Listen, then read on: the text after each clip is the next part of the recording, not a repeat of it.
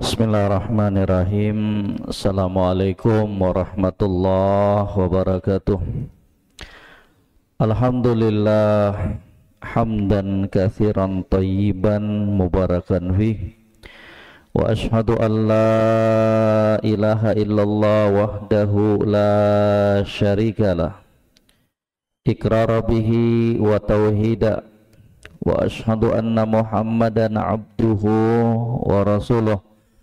Allahumma salli wa sallim wa barik ala nabiyyina Muhammad wa ala alihi wa ashabihi wa man tabi'ahum bi ihsanin ila yaumiddin.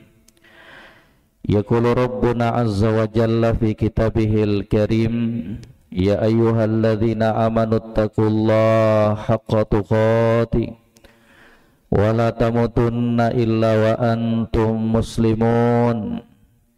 Ya ayuhan nasu ittaqu rabbakumul ladzi khalaqakum min nafsin wahidah wa khalaqa minha zawjaha wa batha minhuma rijalan katsiran wa nisaa'a wattaqullaha alladzi tasaaluna bihi wal arham innallaha kana 'alaikum raqiba. Ya ayyuhalladzina amanu taqullaha wa qulu qawlan sadida yuslih lakum a'malakum wa yaghfir lakum dhunubakum wa may yuti'illaha wa rasulahu faqad faza fawzan 'azima. Amma ba'd, fa inna khairal hadithi kitabullah wa khairal hadi hadi Muhammadin sallallahu alaihi wasallam wa syarrul umuri muhdatsatuha wa kullu muhdatsatin bid'ah wa kullu bid'atin dhalalah wa kullu dhalalatin finnar. Alhamdulillah jamaah sekalian, kaum muslimin dan muslimat yang kami muliakan, berjumpa kembali dalam kelanjutan pelajaran rutin kita dalam pembahasan kitab Ahaditsu Islahil Qulub. Beragam petikan-petikan hadis dalam upaya perbaikan pembenahan hati kita.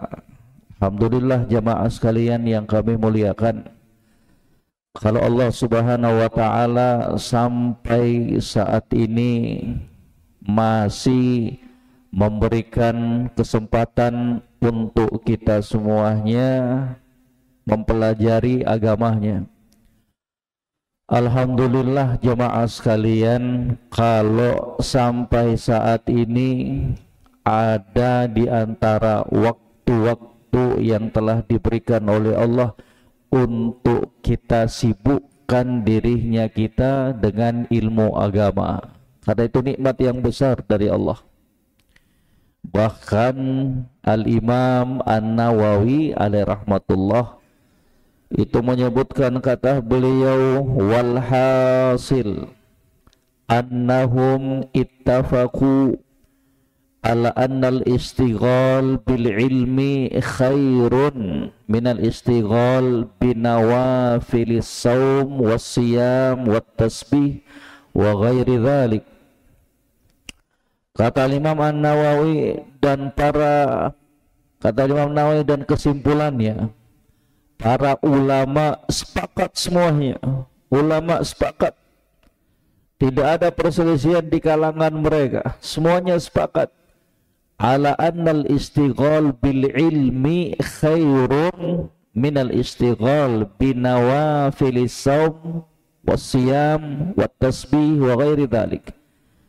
Menyibukkan diri dengan ilmu agama, belajar ilmu agama, sepakat para ulama itu lebih bagus dibandingkan orang-orang yang menyibukkan dirinya dengan ibadah-ibadah sunnah seperti puasa sunnah, sholat sunnah, bertasbih dan lain-lain sebagainya.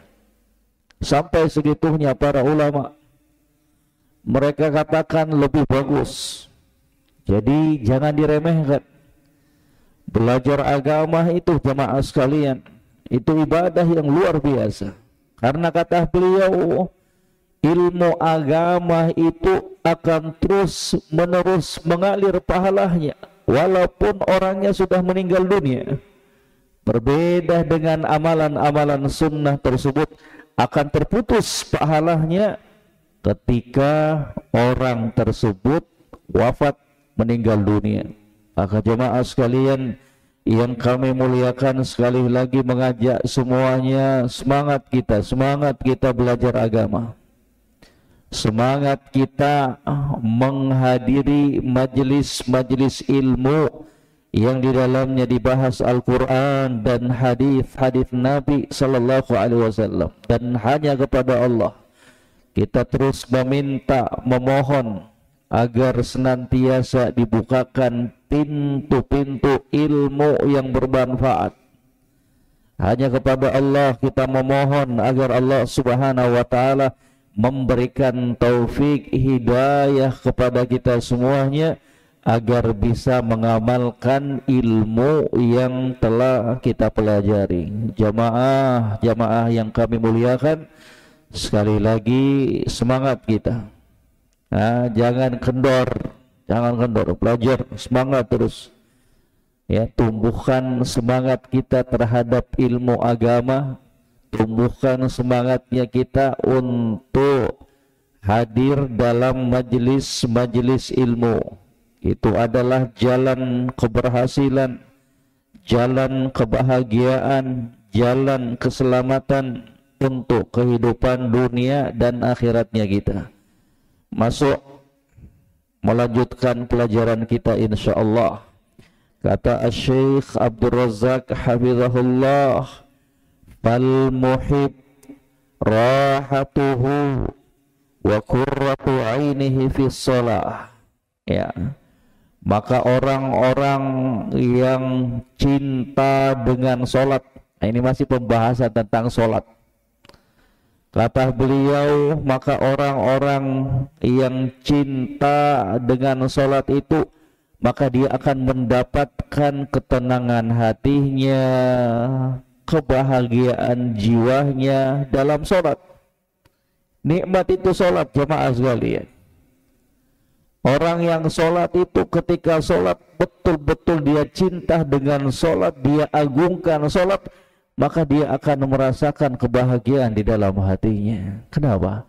Karena dia cinta ibadah itu, dia agungkan ibadah tersebut, makanya tenang dia, enak hatinya, sejuk jiwanya, enak. Adapun orang-orang yang lalai dalam sholatnya, orang-orang yang berpaling dari sholat, sering menunda-nunda, bahkan terkadang dia sholat keluar dari waktu yang telah ditetapkan oleh Allah Subhanahu wa Ta'ala. Demikian pula orang-orang yang tidak khusyuk, tidak menegakkan sunnah-sunnah sholat, rukun-rukunnya, laisa lahu nasibun min dzalik. Dia nggak akan merasakan kesemua itu. Dia nggak akan mendapatkan ketenangan dalam sholatnya, menjadikan hatinya kita tenang, sejuk. Dia tidak akan mendapatkan yang demikian itu. Ya, mau sholat, ya berat.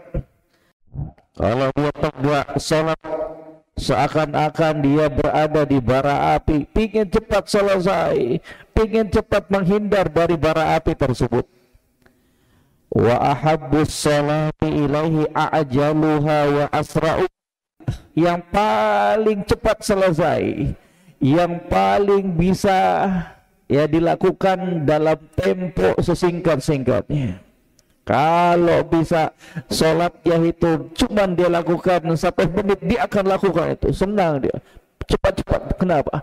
Dia nggak merasakan kebahagiaan dalam sholatnya, dia nggak merasakan kesejukan dalam sholat yang dia lakukan, karena orang tersebut, kata beliau, tidak merasakan kesejukan hati dalam sholatnya.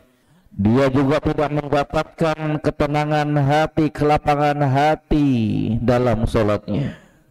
Nah, kita cinta istrinya kita, berat tuh kita tinggal kita. Kenapa? Karena kita sayang istrinya kita, ingin sabar.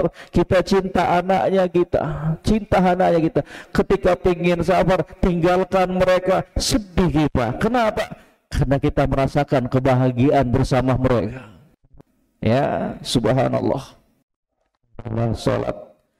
Perkara yang tidak dia senangi adalah salat. Padahal ya dia tidak dalam keadaan sibuk. Subhanallah. Kata Syekh Abdul Razak Habibullah, wa mimma yanbaghi ayyub, dan termasuk perkara yang seharusnya diketahui. Ini perkara-perkara yang harus kita perhatikan ini, biar sholatnya kita itu sebagai penyejuk hatinya kita. Ya, makanya Nabi katakan apa? Ya, wa hubbiba ilayya minad dunya an-nisa wa tibb. Dijadikan kesenanganku di dunia ini pada wanita dan minyak wangi. Wa ju'ilat qurratu 'aini fi shalah, dan dijadikan kesejukan hatiku itu dalam salat. Kapan salat itu menjadi penyejuk hati seorang hamba? Ini yang menjadi pembahasannya. 6 perkara. 1, kata beliau, al-masyhadul awwal al-ikhlas. Ingin menjadikan salatnya kita sebagai penyejuk hati, maka perkara yang pertama yang harus kita lakukan dan perhatikan adalah al-ikhlas. Ikhlas, tulus pada salat yang kita lakukan. Inilah yang menjadi faktor menjadikan salat itu sebagai penyejuk hatinya kita. Laksanakan sholat itu ikhlas karena Allah Subhanahu wa ta'ala. Jangan dia ingin mengambil dari sholat itu bagian dari dunia. Bal ya'ti biha ibtigha, mengharap pengampunan dan pahala dari Allah Subhanahu wa ta'ala. Makanya orang-orang munafik itu jamaah sekalian, gak betah dia sholat, inginnya hanya dilihat oleh manusia. Ya jamaah yang kami muliakan, sholat itu nggak sampai 1 jam. Sholat 5 waktu paling banter 10 menit, 15 menit, kadang juga 5 menit doang. Kok waktu yang singkat itu kita nggak bisa fokus untuk menghadirkan sholatnya kita sebaik-baiknya untuk Allah Subhanahu wa ta'ala. Padahal 24 jam sudah diberikan oleh Allah Subhanahu wa ta'ala kepada kita untuk kita merasakan beragam nikmatnya di dunia ini. Masa sih beberapa menit tersebut tidak bisa kita fokuskan sejenak untuk bermunajat kepada Allah Subhanahu wa ta'ala? Kita dapatkan. Kenapa? Karena batinnya kita berbeda-beda. Batinnya kita berbeda, itu yang menjadi inti penilaian dari sholat. Ada di antara kita yang mendapatkan full dari pahala sholat, ada yang 1/9, 1/8 dan seterusnya. Apa yang membedakan? Khusyuknya kita ketika sholat itu. Maka hanya kepada Allah Subhanahu wa ta'ala kita terus memohon agar Allah senantiasa membimbing kita untuk memperbaiki kualitas dan kuantitas ibadahnya kita semuanya. Makanya jangan sering-sering lupa. Jangan lupa jamaah sekalian untuk kita sering-sering berdoa kepada Allah. Allahumma inni as'aluka ilman nafi'an wa rizqan thayyiban wa amalan mutaqabbalan. Ingin menjadikan salat itu sebagai penyejuk hatinya kita, maka apa? Contoh Nabi sallallahu alaihi wasallam.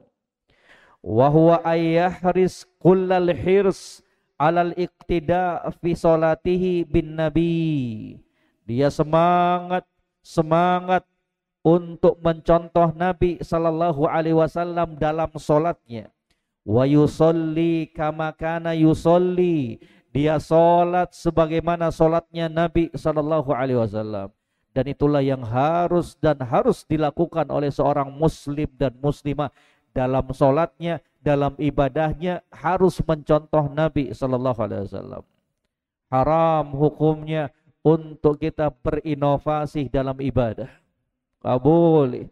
Dalam ibadah cukup satu, contoh Nabi, ikuti Nabi. Sallu kama ra'aitumuni usolli. Salat kalian sebagaimana kalian melihat aku salat. Perintah yang tegas dari Nabi sallallahu alaihi wasallam untuk kita tidak menciptakan gerakan-gerakan salat. Sallu kama ra'aitumuni usolli. Salatlah kalian sebagaimana kalian melihat aku salat, sebagaimana kita melihat Nabi sallallahu alaihi wasallam salat. Ustaz, kita enggak lihat Nabi. Ada tuh hadis Nabi sallallahu alaihi wasallam. Kita yang tidak hidup dengan Nabi sallallahu alaihi wasallam, kita yang tidak lihat secara langsung tata cara salatnya Nabi sallallahu alaihi wasallam, gimana cara kita mengetahuinya? Dengan kita belajar. Ada tuh hadis-hadis lengkap semuanya tentang sifatu salatin Nabi sallallahu alaihi wasallam. Sifat tata cara salatnya Nabi sallallahu alaihi wasallam. Dari takbir sampai salam lengkap semuanya, Enggak ada yang kurang dari Islam ini, jamaah sekalian. Sebelum Nabi diwafatkan oleh Allah, semuanya sudah lengkap sempurna, diturunkan oleh Allah Subhanahu wa taala. Wa ya'ridu amma ahdatsan nas fi shalah. Dia berpaling dari apa-apa yang diciptakan oleh manusia dalam salatnya. Ya subhanallah. Subhanallah. Terkadang kita ingin tampil sok, jamaah sekalian, pengin nambah gerakan salat, pingin nambah solat ini dan solat itu, seakan-akan kitalah yang paling semangat beribadah kepada Allah Subhanahu wa taala. Kita lupa, kita enggak sadar bahwa manusia yang paling semangat beribadah kepada Allah, manusia yang paling bertakwa kepada Allah Subhanahu wa taala, manusia yang paling taat kepada Allah Subhanahu wa taala, dialah junjungan kita Nabi Muhammad sallallahu alaihi wasallam. Maka jangan coba-coba untuk menciptakan ibadah-ibadah yang baru, kemudian menisbatkan, menyandarkan itu semua dari Islam. Na'udzubillah. Na'udzubillah. Itu juga bagian dari qalilul adab ma'an Nabi sallallahu alaihi wasallam. Kurang adab bersama nabinya kita, Nabi Muhammad sallallahu alaihi wasallam. Kok tega-teganya kita tambah-tambahin syariat ini? Kok bisa-bisanya kita tambah-tambah dalam hal ibadah, kita ciptakan ibadah yang baru yang tidak ada contohnya, tuntunannya dari Nabi sallallahu alaihi wasallam. Wa ya'ridu amma ahdatsan nasu fi shalah minas ziyada wan nuqsan wal awdha' allati lam yunqal an Rasulillah sallallahu alaihi wasallam syai'un minha wala an ahadin min ashabihi. Dia berpaling dari apa-apa yang diperbuat oleh manusia di dalam solatnya. Apakah bentuknya menambah gerakan solat, menambah bacaan-bacaan solat, ataukah mengurangi, ataukah juga dia menjadikan sesuatu yang baru dalam solat itu yang sama sekali tidak pernah dinukilkan dari Nabi Sallallahu Alaihi Wasallam. Demikian pula salah seorang dari kalangan para sahabat, gak ada contohnya, betul-betul gak ada contohnya, dikarang-karang oleh mereka. La ilaha illallah. Maka jamaah sekalian yang kami muliakan, ya, ini ya 3 perkara yang akan menjadikan solatnya kita itu lebih berbobot, menjadikan solatnya kita itu sebagai penyejuk hatinya kita, dan 3 poin berikutnya akan kita sambung di pertemuan berikutnya. Semoga apa yang singkat ini jamaah sekalian bisa memberikan kebaikan, pencerahan untuk kita semuanya. Wa akhiru da'wana anil hamdulillahi rabbil alamin. Subhanakallahumma bihamdik asyhadu an la ilaha illa anta astaghfiruka wa atubu ilaik. Wassalamualaikum warahmatullahi wabarakatuh. Wa jazakumullahu khairan. Barakallahu fikum.